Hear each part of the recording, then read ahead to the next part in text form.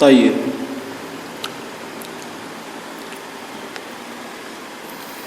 Bismillahirrahmanirrahim. Assalamualaikum warahmatullahi wabarakatuh.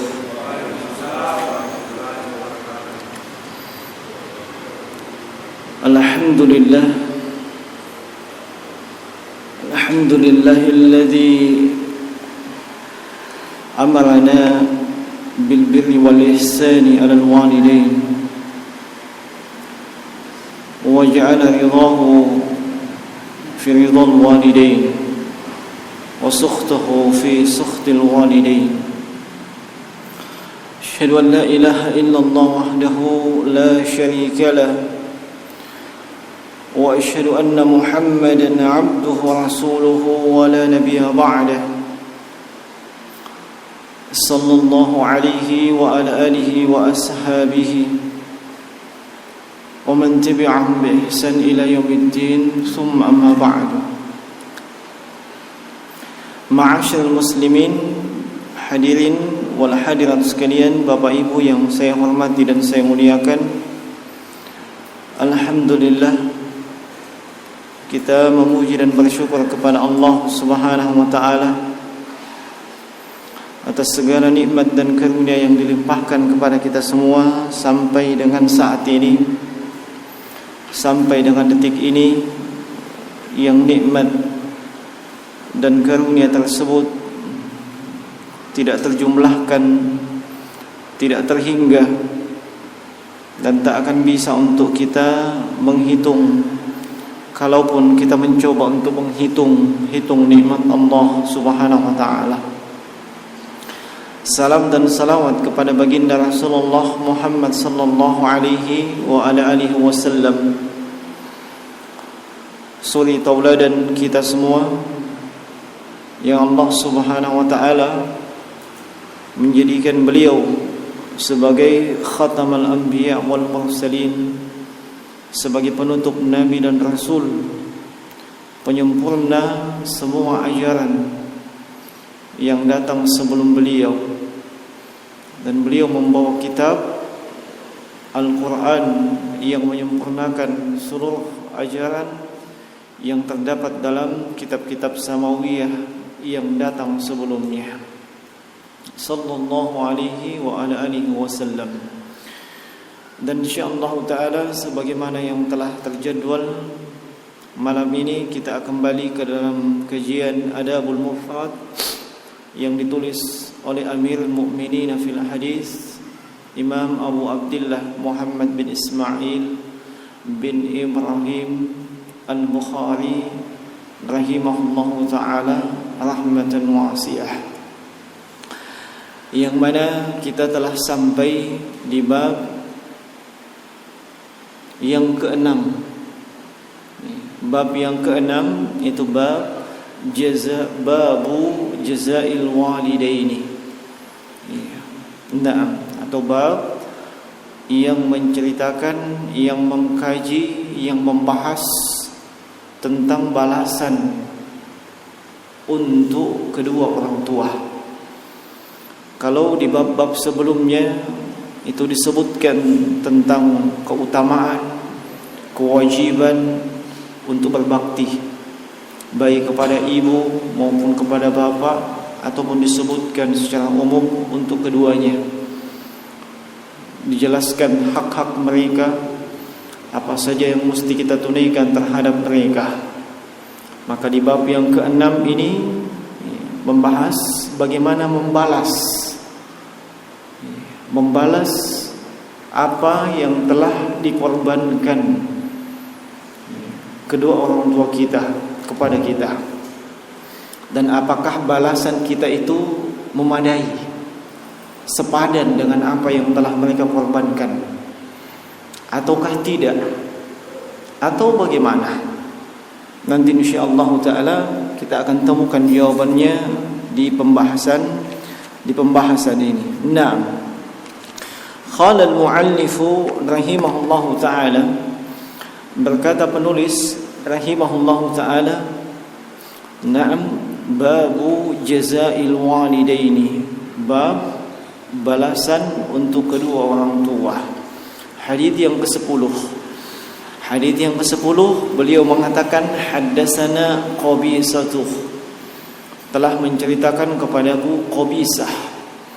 Qala, beliau berkata haddatsana Sufyan, telah menceritakan kepadaku Sufyan an Suhail ibn Abi Salih, dari Suhail bin Abi Salih, an abihi, dari ayahnya, an Abi Hurairah anin Nabi sallallahu alaihi wasallam, dari Nabi sallallahu alaihi wa ala alihi wasallam, beliau bersabda, la yajzi'u waladun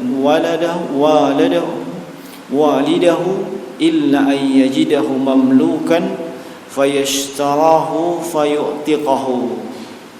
Nah, ini hadis yang bersama dengan kita, dan hadis ini ya, kata Syekh Albani rahimahullah adalah hadis yang sahih. Beliau sahihkan itu di dalam Al-Irwa.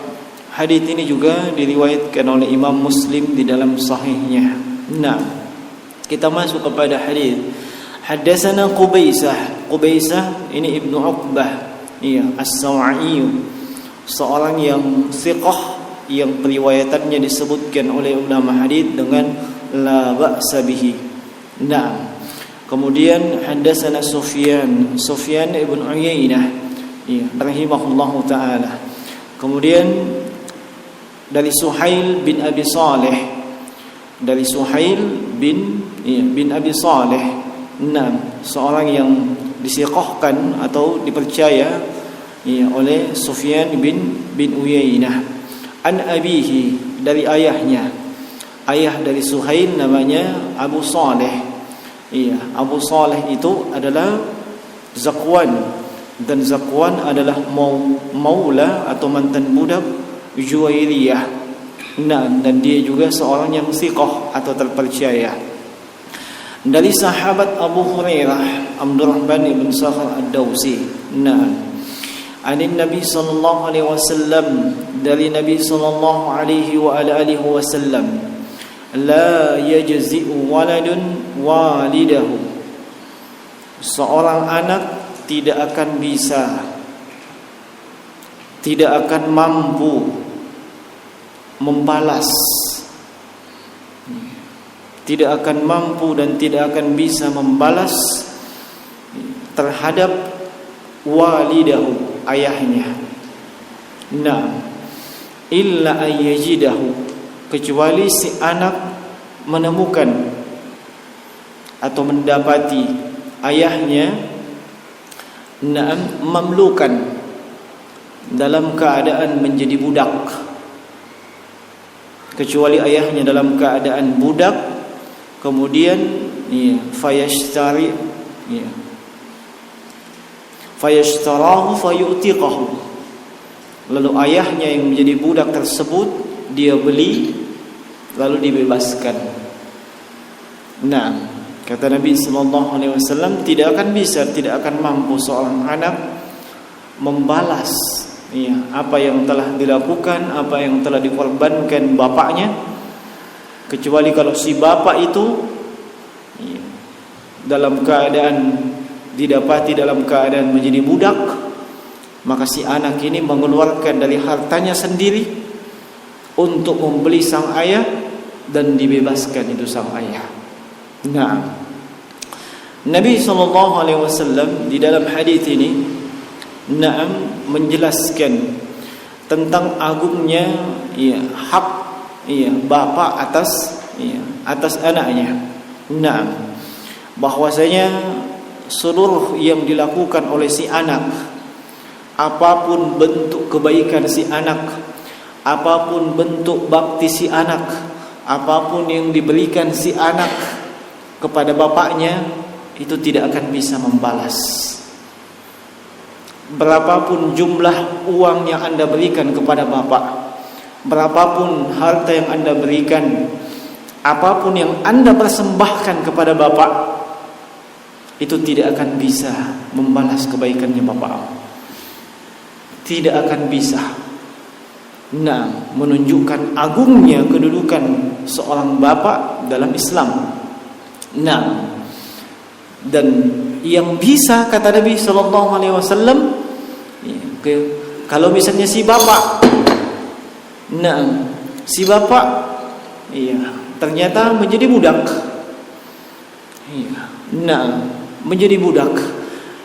Lalu si anak memiliki harta, atau dia berusaha mencari harta untuk membeli si bapak itu supaya tidak jadi budak lagi, membebaskan dia. Namanya budak, sama dengan tawanan, mau-maunya tuannya. Itulah kalau di hukum positif manusia, itulah manusia yang paling hina. Itu budak. Dialah manusia yang paling hina. Bahkan di beberapa negara sama sekali tidak dihargai hak-hak asasinya sebagai manusia dan tidak dianggap manusia. Itu budak. Dan hanya ini yang bisa membalas kebaikan si bapak. Kalau si anak ingin berbakti dalam bentuk amalan-amalan yang lain, tidak ada itu. Apapun yang Anda persembahkan tidak bisa. Berapa lama pun Anda persembahkan kebaikan kepada si bapak, tidak akan pernah bisa. Tidak akan pernah bisa membalas jasanya itu bapak. Tidak akan pernah bisa. Bisanya hanya dalam keadaan yang disebutkan oleh Nabi tersebut.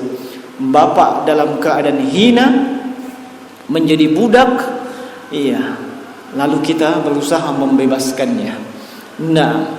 Berusaha membebaskannya. Nabi menyebutkan fayashtarihi fayu'tiqahu. Nabi menyebutkan urutan demikian bukan insya, tapi semata-mata hukum. Kenapa? Sebab asalnya si anak membeli si bapak ini untuk dibebaskan. Tapi kenapa Nabi sebutkan fayashtarihi fayu'tiqahu? Dibeli kemudian dibebaskan. Si anak meskipun dia sudah beli bapaknya, dia tidak berhak untuk memiliki bapaknya. Maksudnya menjadikan bapaknya sebagai budak untuk dia, menjadikan bapaknya sebagai suruhan untuk dia. Tidak, meskipun dia sudah beli itu bapaknya. Meskipun dia sudah membeli bapaknya, meskipun bapaknya memang asalnya adalah budak. Meskipun bapaknya asalnya adalah budak, tapi ketika dia membelinya, si anak tidak berhak untuk menjadikan si bapak sebagai budak. Tidak akan pernah bisa. Jemaah sekalian, rahimani wa rahimakumullah. Demikianlah kedudukan yang tinggi, kedudukan yang agung dari seorang bapak terhadap anaknya. Kalau kita pahami ini dengan baik, maka tinggal kita menoleh kepada keadaan kita masing-masing. Tentunya kita masing-masing punya bapak, terlepas bapak kita itu muslim atau bukan, terlepas bapak kita itu taat atau tidak, terlepas bapak kita itu soleh atau salah. Kita pasti punya bapak semua. Apapun kebaikan yang kita persembahkan kepada dia, meskipun dia kafir sekalipun si bapak, meskipun si bapak ini orang yang salah, meskipun si bapak berada di alam jahiliyah dan seterusnya, dan kita tetap berbuat baik kepadanya, tidak bisa membalas kebaikannya. Tidak bisa membalas kebaikannya. Kalau demikian, maka bagaimana lagi kalau memang kita tidak membalas kebaikannya? Kita biarkan bapak itu terlunta-lunta. Kita biarkan bapak tidak ditunjang kehidupannya. Kita biarkan dia mencari kehidupannya sendiri dalam keadaan sudah tua dan tidak berfungsi sebahagian panca inderanya. Kapan si anak bisa berpeluang masuk surga kalau demikian? Sedangkan dia persembahkan seluruh yang dia miliki untuk bapaknya, tidak bisa. Jemaah sekalian rahimani wa rahimakumullah, ini sekali lagi menunjukkan agungnya kedudukan seorang bapak dari anaknya. Di sini Imam Al-Bukhari menyebutkan jazaa'ul walidain, balasan untuk kedua orang tua. Padahal yang beliau sebutkan dalam hadis hanya bapak. Iya, mengapa demikian? Sebab dimaklumi jemaah sekalian, meskipun yang disebutkan itu bapak, ibu itu otomatis. Sebab hak ibu jauh lebih tinggi dibandingkan bapak. Nah, artinya apa? Kalau si bapak saja, iya, semua kita persembahkan untuk si bapak, tidak bisa membalas kebaikannya, maka lebih-lebih ibu. Lebih-lebih ibu. Sebab hak ibu dalam Islam itu jauh lebih tinggi dibandingkan hak bapak. Ini kalau dalam konteks berkhidmat, melayani, membantu, mensuplai kebutuhan, iya, si bapak dan si ibu. Nah, itu si ibu, si bapak saja demikian, apalagi si ibu. Nah, apalagi si ibu. Nah, ini disebutkan oleh Syekh Muhammad Sa'id, iya, Ruslan hafizahullah taala tatkala menjelaskan iya hadis ini. Nah, selesai hadis yang ke-10. Nah, hadis yang ke-11. Mudah-mudahan cepat selesai ini ya. Iya. Dan mudah-mudahan ada penerapannya. Maksudnya kita belajar agama itu bukan cuma mau tahu, tapi nampak. Iya. Kita sudah dianggap berilmu, kenapa sudah belajar? Sudah belajar. Iya, itu secara zahiriyah. Iya, tapi seorang yang memiliki ilmu baik hafalan ataupun tulisan tetap dikatakan jahil dalam pandangan ulama salaf kalau dia tidak mengamalkan ilmunya. Kalau dia tidak mengamalkan ilmunya, sebanyak apapun ilmu yang dia miliki, dia jahil. Sebab tujuan ilmu apa? Untuk diamalkan, bukan untuk dikoleksi, bukan untuk berbangga-bangga. Saya hafal sekian ayat, saya hafal sekian juz, saya hafal sekian hadis, saya hafal sekian asalnya para sahabat, tabi'in dan seterusnya. Bukan itu.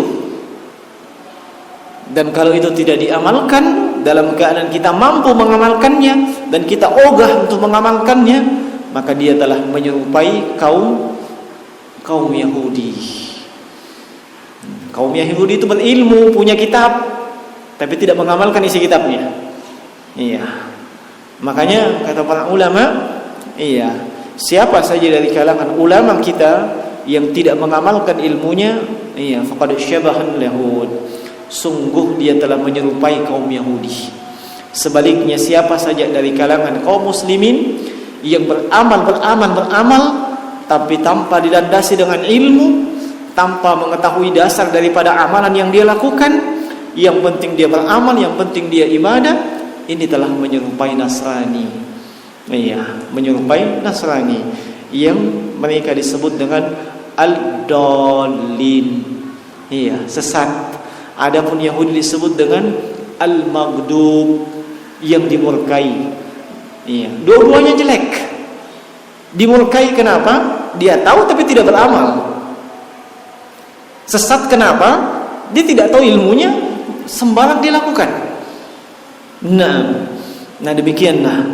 Ini sudah sampai hadis ke berapa tadi? Hadis yang ke-10. Iya. Kalau menoleh kepada keadaan para sahabat dahulu mengambil ayat dari Nabi 10 ayat. Cukup 10 ayat. Selesai itu tidak ditambah sebelum diamalkan. Nah, makanya ada antara sahabat termasuk Umar bin Khattab lama baru hafal semua Al-Quran. Kenapa? Begitu modelnya tadi. 10 ayat, tahu tafsirnya, amalkan dulu. Amalkan dulu semuanya itu 10 ayat tadi. Setelah diamalkan, ditambah, tidak. Introspeksi dulu, muhasabah dulu. Betul muakah yang diamalkan itu maksudnya ayat demikian? Nah, kalau kita terapkan itu dalam ini, kita sudah pelajari berapa hadis? 10 hadis. Nah, bagaimana berbakti kita kepada bapak? Bagaimana berbakti kita kepada ibu? Iya, tinggal kita introspeksi diri kita masing-masing. Nah, dan tidak usah pakai alasan ibu saya kan jauh di kampung sana. Iya, bapak saya kan jauh di kampung sana. Iya, disitulah bentuk mujahadah dan perjuangan untuk menerapkan itu ilmu.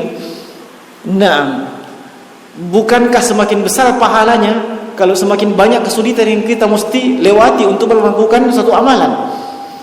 Nah, di situlah dilihat. Jangan juga beralasan bapak sudah meninggal, ibu sudah meninggal. Itu bukan alasan. Tetap kita masih bisa berbakti. Nah, kepada bapak kalau dia sudah meninggal, minimalnya dengan apa? Minimalnya mendoakan. Sangat minimal sekali itu mendoakan. Nah, jangan-jangan selama ini kita tidak pernah doakan itu kita punya orang tua. Waliyazubillahi min zalik. Nah, minimalnya itu. Kalau sudah meninggal, mohonkan supaya dia mendapatkan rahmat Allah. Nah, mohonkan supaya dia mendapatkan tempat yang lapang di sisi Allah Subhanahu wa taala. Sampai dalam sebuah riwayat, itu kadang orang tua bingung yang sudah meninggal, disebutkan dalam riwayat tersebut, ini kenapa saya dapat yang seperti ini? Padahal saya tidak pernah melakukan amalan ini, amalan itu. Maka dikatakan kepadanya, ini istighfar, permohonan ampun anakmu yang masih hidup. Iya, itu permohonan ampun anakmu yang masih hidup di dunia. Iya, makanya jangan lupakan itu. Meskipun bapak sudah meninggal, lebih-lebih meskipun ibu sudah meninggal. Kalau ibu sudah meninggal, cari saudaranya ibu. Iya, sebab saudaranya ibu kedudukannya sama dengan ibu, dan sudah dibahas yang lalu. Sambil didoakan ibu yang sudah meninggal itu. Penerapan dari adabul mufrad itu sangat dibutuhkan. Olehnya, saya tidak ingin melihat, mendengar ada seorang ikhwah yang belajar adabul mufrad sampai tidak beradab beretika kepada kedua orang tuanya. Itu artinya selama ini belajarnya bagaimana? Selama ini penerapan ilmunya bagaimana? Saya tidak mau dengar itu. Saya tidak mau ada sampai ke telinga saya ada ikhwah yang belajar adabul mufrad, adab, etika, akhlak kepada kedua orang tuanya tidak baik. Meskipun bapak dan ibunya salah, meskipun bapak dan ibunya kafir, saya tidak mau dengar itu. Dia tuh masih tetap wajib berbakti kepada bapak dan ibunya. Kalaupun membantah kalau kekeliruan bapak dan ibu, bukan artinya kekeliruannya dibiarkan, boleh dibantah, tapi dengan bahasa yang hikmah. Luruskan kekeliruan itu, yang benar seperti ini. Jangan cuma dikatakan itu salah, itu neraka. Sedikit-sedikit yang dilakukan bapak neraka, sedikit-sedikit neraka, tidak ada bang surga. Kasih solusi. Ini salah, yang benarnya seperti ini. Biasanya kan kita cuma gampang menyalahkan. Iya dong. Kadang kawan-kawan kita, kamu itu melakukan bid'ah. Terus sunnahnya apa? Kasih solusi. Itu membantah dengan cara yang terbaik. Jangan dibiarkan dia bingung. Tidak boleh adakan misalnya tahlilan 3 hari, 40 hari, 7 hari. Tinggalkan nih. Bingung, tidak boleh. Alasannya apa? Misalnya alasannya apa? Kasih solusinya apa? Demikian. Jangan cuma dibiarkan begitu saja. Disalahkan tanpa ada solusi. Yang terbaik sebagaimana Nabi sallallahu alaihi wasallam ketika meluruskan kekeliruan para sahabat, beliau berikan solusinya. Ini solusinya. Ini solusi daripada kekeliruan tersebut. Baik, saya tidak mau mendengar itu ya. Sampai hadis yang ke-10. Lanjut hadis ke-11 atau kita amalkan dulu? Baik, hadis yang ke-11. Qala al-mu'allif rahimahullahu taala, haddatsana Adam qala, telah menceritakan kepadaku Adam. Ini bukan Nabiullah Adam alaihissalam ya. Jangan salah paham. Haddatsana Adam qala, beliau mengatakan haddatsana Syu'bah, telah menceritakan kepadaku Syu'bah. Qala, beliau berkata haddatsana Sa'id bin Abi Burdah, telah menceritakan kepadaku Sa'id bin Abi Burdah. Qala, beliau berkata sami'tu abi yuhadditsu, saya telah mendengarkan ayahku menceritakan. Nah, annahu syahida Ibn Umar wa rajulan yamaniyun yatufu bil bait. Kata ayahku, bahwasanya ayahku menyaksikan, melihat. Siapa yang dia lihat? Abdullah bin Umar. Dia melihat Abdullah bin Umar dan seorang laki-laki penduduk Yaman. Seorang laki-laki yang berasal dari negeri Yaman, yang yatufu bil bait, sedang melakukan tawaf di Baitullah. Tawaf, tahu tawaf? Keliling-keliling, bukan jaulah. Tawaf keliling. Berapa kali tawaf, Pak Kamal? 7. Awas kalau salah, sebab beliau sudah amalkan. Jangan sampai yang beliau amalkan salah. Taib. Yatufu bil bait. Hamala ummahu. Dia melakukan tawaf sambil menggendong ibunya. Paham maksudnya? Laki-laki dari penduduk Yaman melakukan tawaf di Ka'bah sambil menggendong ibunya. Hamala ummahu wara'a zahrahu, di punggungnya. Di punggungnya beliau gendong. Yaqulu, sambil menggendong ibunya, laki-laki dari Yaman tersebut berkata dan menyenandungkan syair. Beliau mengatakan, inni laha ba'iruha al-muzallil. Sungguhnya saya ini untuk ibuku yang saya gendong ini, saya ini bagaikan ba'ir, bagaikan ontanya, tunggangannya, yang muzallil, yang dalam keadaan hina, yang dalam keadaan kapanpun diperintah dia akan bergerak, tidak diperintah dia tidak akan bergerak, dan seterusnya. Betul-betul patuh kepada yang ada di punggungnya, itu ibunya. In uz'altu rikabuha lam uz'al. Kalau misalnya yang onta itu biasanya mengagetkan penunggangnya, kalau saya tidak akan mengagetkan ibu saya yang menunggangi saya. Beliau senandungkan itu bukan dalam keadaan sedih. Beliau senandungkan itu dalam keadaan gembira.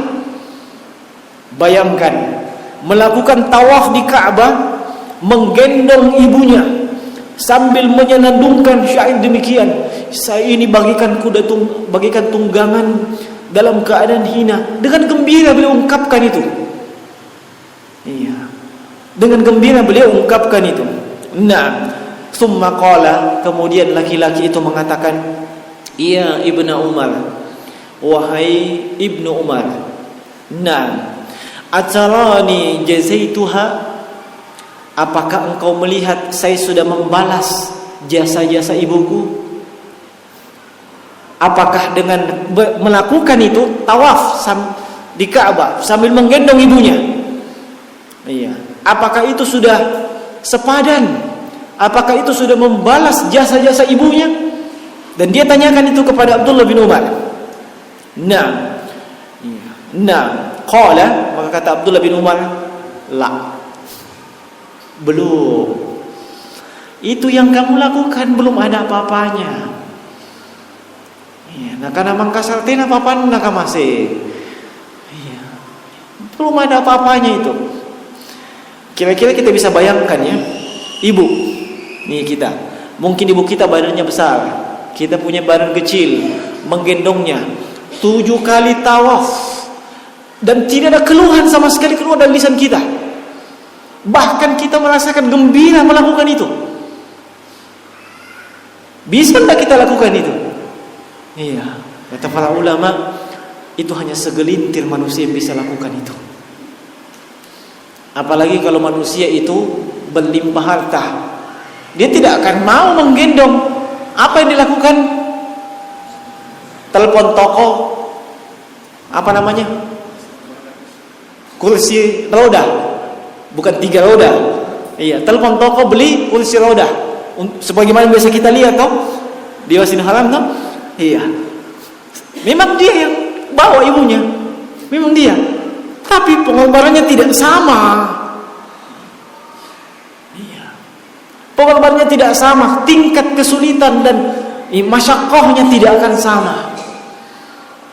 Nah, makanya kata para ulama seperti Syekh Abdul Razzaq Al-Badal, iya, tidak akan bisa ada yang bisa melakukan itu kecuali orang yang betul-betul dalam hatinya itu ada al-karam, kemuliaan yang tidak ada tandingannya. Iya, kemuliaan yang tidak ada tandingannya. Itu perjuangan yang tidak sedikit. Kalau satu kali putaran, ya mungkin ada yang mengatakan bisa muat dan tidak ada yang lihat toh. Tapi kalau namanya tawaf, apakah itu umrah atau haji?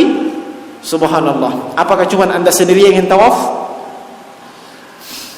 Banyak, apalagi kalau musim haji, perjuangannya itu luar biasa. Iya, Anda punya badan kecil, iya, di samping Anda orang Maroko, orang Maghrib yang punya badan besar, iya, Anda berjalan, kita lihat ketek, sebab tinggi besar badannya dia. Sekali kita disiku, terjerembab. Anda tidak boleh komplain. Kenapa kau siku gak? Tidak boleh. Memang demikian masa. Iya, coba dibayangkan itu perjuangannya itu laki-laki. Menggendong ibunya 7 kali tawaf. Lalu dia menanyakan, apakah memang itu sudah bisa membalas jasa-jasa ibu saya? Apa kata Abdullah bin Umar? Belum ada apa-apanya itu. Belum ada apa-apanya. Antum bisa bayangkan ya jasa-jasa ibu? Iya. Nah, lalu iya, kata Abdullah bin Umar radhiyallahu ta'ala anhu, wala bizafratin wahidah. Perhatikan ini, wala bizafratin wahidah. Yang kamu lakukan menggendong ibumu tawaf 7 kali di Ka'bah dalam keadaan sulit, itu tidak ada apa-apanya. Bahkan belum bisa membalas 1 kali helaan nafasnya ketika dia melahirkan kamu. 1 kali dia menghela nafas ketika dia melahirkan kamu, belum bisa dibalas 1 kali itu. Nah, ketika melahirkan kita, berapa kali dia mesti bernapas? Berapa kali? Setengah mati. Iya, setengah mati. Kalau tidak tahu, coba lihat istrinya antum yang melahirkan. Iya, beda kalau yang disesar. Iya, pengorbanannya cuman dibelah doang itu perut. Nah, makanya wanita yang disesar dengan wanita yang melahirkan dengan alami, ini jauh lebih besar pahalanya. Tidak ada yang bisa menandingi pahalanya dibandingkan yang disesar.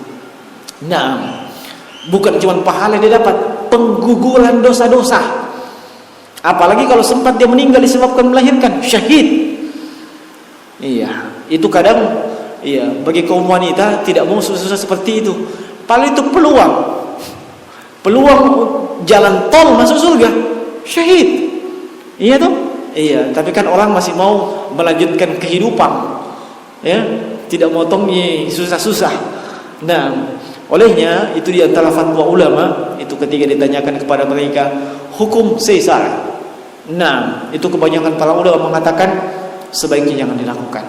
Kecuali dalam keadaan emergensi betul, tidak ada jalan lain, tidak ada jalan lain lagi. Tapi sepanjang dia masih mampu untuk normal, iya, usahakan normal.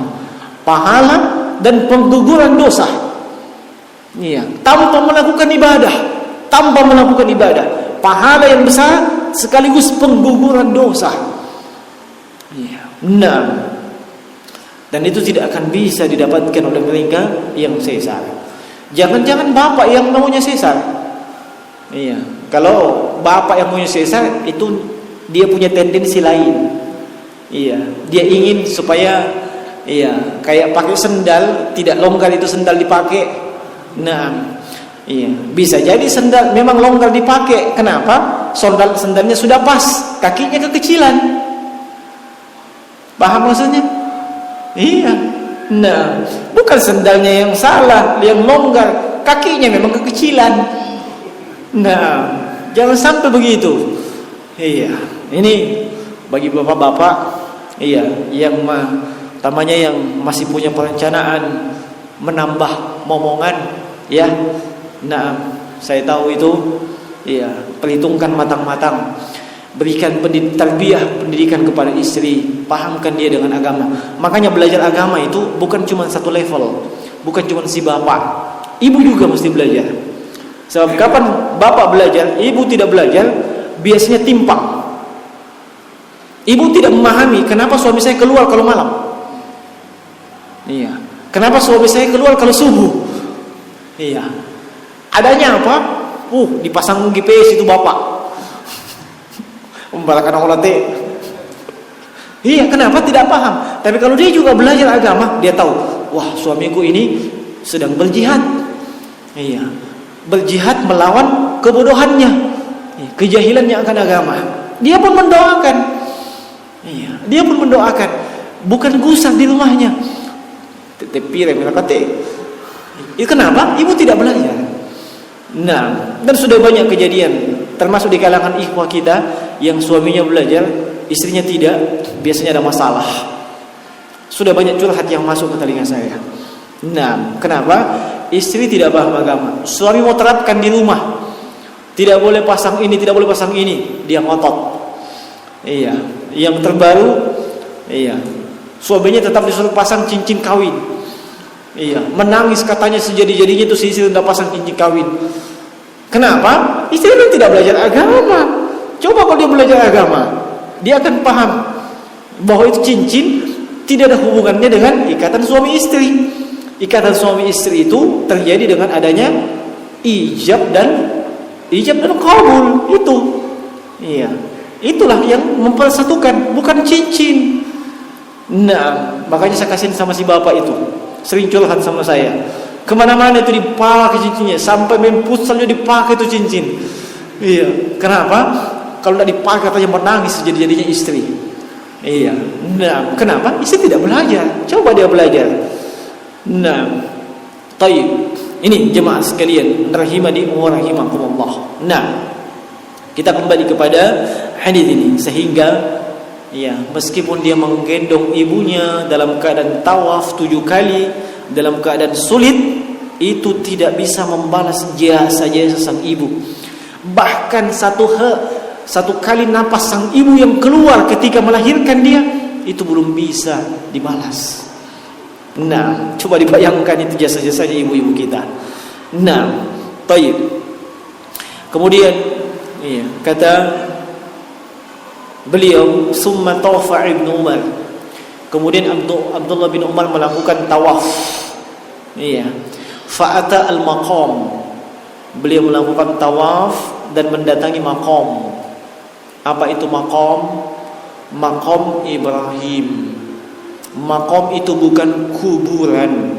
Maqam itu tempat berdirinya Nabi Ibrahim dulu ketika membangun Ka'bah.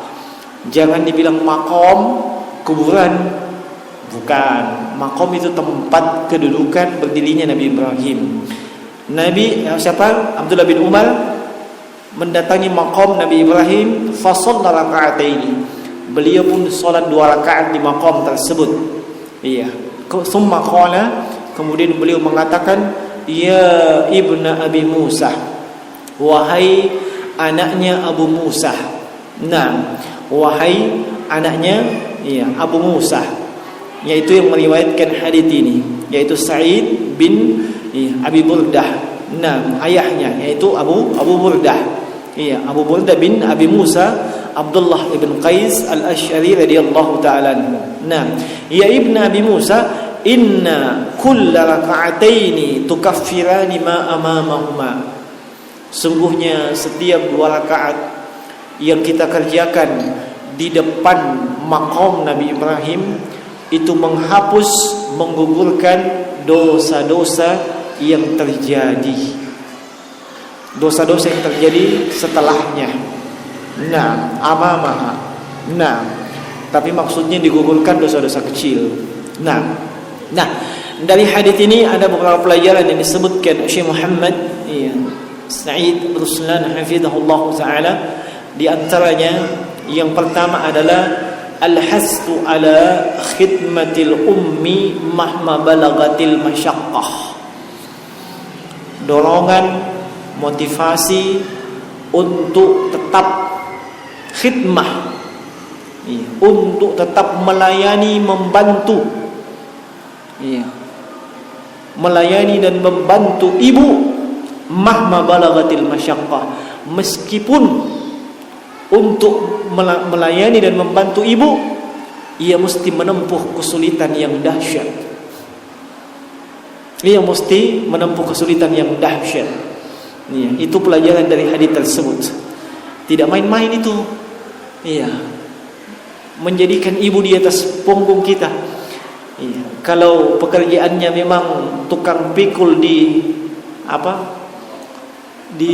pelabuhan, itu enteng-enteng saja. Sebab yang saya lihat tukang pikul itu sampai 5-6 bertumpuk itu kalung semen, sak semen, subhanallah, enteng-enteng saja dia jalan. Tapi kalau dia tidak biasa memikul, luar biasa itu perjuangannya memang. Luar biasa perjuangannya. Itu pun belum ada apa-apanya. Belum ada apa-apanya. Secuil dari jasa kita bisa balas jasa ibu, belum ada apa-apanya. Taib. Hadis ini juga memberikan pelajaran haqqul walidaini 'alal aulad. Pelajarannya itu hadis ini memberikan kita faedah tentang hak orang tua atas anaknya, yaitu dilayani dan diperlakukan dengan baik meskipun sulit bagi si anak. Meskipun sulit bagi si anak. Itu haknya orang tua. Hak orang tua kewajiban bagi si anak. Tolong dipahami itu. Kalau disebutkan hak orang tua, maka itu kewajiban si anak. Taib. Yang ketiga, fadlut tawafi was salati 'inda maqami Ibrahim. Hadis ini juga menceritakan keutamaan daripada melakukan tawaf dan salat di depan maqam Ibrahim. Kemudian pelajaran yang keempat, as-salatu 'inda maqami Ibrahim tukaffir as-saghairi minaz dzunub. Mengerjakan salat di depan maqam Nabi Ibrahim itu menggugurkan dosa-dosa kecil. Tolong dipahami jemaah sekalian, kalau disebutkan satu amalan, amalan tersebut bisa menggugurkan dosa, maka maksudnya dosa itu adalah dosa kecil, bukan dosa besar. Sebab dosa besar itu butuh persyaratan khusus. Kalau dosa-dosa kecil, kadang seseorang tidak perlu minta ampun, cukup melakukan amalan soleh menggugurkan dosa kecilnya. Di dalam hadits Abu Hurairah radhiyallahu anhu, sebagaimana riwayat Imam Muslim dalam sahihnya, Nabi sallallahu alaihi wasallam bersabda, as-salawatul khams, wal jumu'atu ila al-jumu'ah, wa ramadan ila ramadan, mukaffiratun lima bainahunna majtunibatil kaba'ir. Salat 5 waktu yang satu dengan salat 5 waktu yang lain. Tadi kita salat maghrib, lalu melakukan dosa-dosa kecil antara maghrib dengan isya. Begitu masuk waktu isya, kita salat isya, gugur semua itu. Dosa-dosa yang kita lakukan antara maghrib dengan isya. Itu amalan-amalan saleh. Dan juga Jumat yang satu dengan Jumat yang berikutnya, kita melaksanakan sholat Jumat pada pekan yang ini, hari Jumat ini, itu menggugurkan dosa antara Jumat ini dengan Jumat yang sebelumnya, satu pekan. Dan juga Ramadan, kita melakukan ibadah, apakah itu puasa, qiyamul lail di bulan Ramadan tahun ini, maka itu sudah menggugurkan dosa-dosa kecil kita antara Ramadan ini dengan Ramadan yang telah berlalu. Itu kalau disebutkan tentang takfir dzunub, takfir sayyi'at, menggugurkan dosa-dosa, maka tentunya maksudnya adalah dosa-dosa kecil, seperti melakukan sholat sunat di depan maqam Ibrahim. Melaksanakan sholat sunat di depan maqam Ibrahim. Bagi yang mau umrah, ini masih terbuka peluang. dihafal baik-baik itu bahwa ternyata ada sunnatnya salat sunnat di depan maqam Nabi Ibrahim.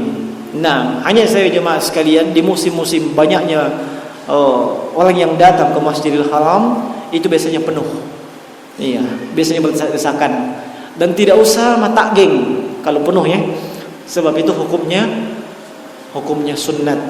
Banyak kadang ya kita mendengarkan dari jemaah haji ataupun jemaah umrah untuk amalan-amalan yang sunnat mereka mesti mata geng. Padahal bisa bangi ya dilakukan dengan cara yang lain seperti mencium hajar aswad misalnya. Iya, memang paling utama kita masukkan kepala ke situ, cium itu bagus memang. Tapi kalau berdesak-desakan, dikhawatirkan kita mencium ada yang tarik badan kita, kepala kita bisa tinggal di dalam, itu kan berisiko tinggi. Akhirnya yang pulang ke kepala opo cuman keranda. Iya, jangan-jangan kerandanya tidak ada kepalanya. Itu kan berisiko. Nabi sabangnya dari jauh. Pakai isyarat. Nah, pakai isyarat. Termasuk juga yang saya dengarkan kadang ada dari jemaah haji itu ada yang terluka kepalanya. Iya, kenapa? Tatkala melempar jamrah. Iya, betul-betul dia melempar setan. Nah, betul-betul ini dianggap setan di depannya. Padahal kaum muslimin di depannya itu. Nah, dia sudah pakai batu yang agak besar, nah lempar kencang-kencang lagi. Ya Allah. Itu ya, ini beberapa kekeliruan yang sempat sampai ke telinga saya. Nah, mudah-mudahan antum yang mau melaksanakan umrah, mau melaksanakan haji tidak melakukan kekeliruan iya, seperti itu. Nah, sudah masuk waktu? Sudah masuk? Sudah habis ya? Nah, saya kira demikian. Iya, kita baru sampai di hadits yang ke-11. Insyaallah taala, iya. Semoga apa yang telah kita pelajari dan kita ketahui itu bermanfaat untuk kita.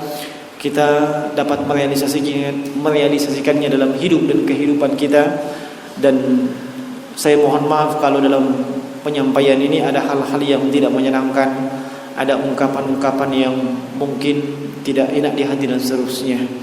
Dan yang benar itu datang dari sisi Allah, yang keliru pasti datang dari saya.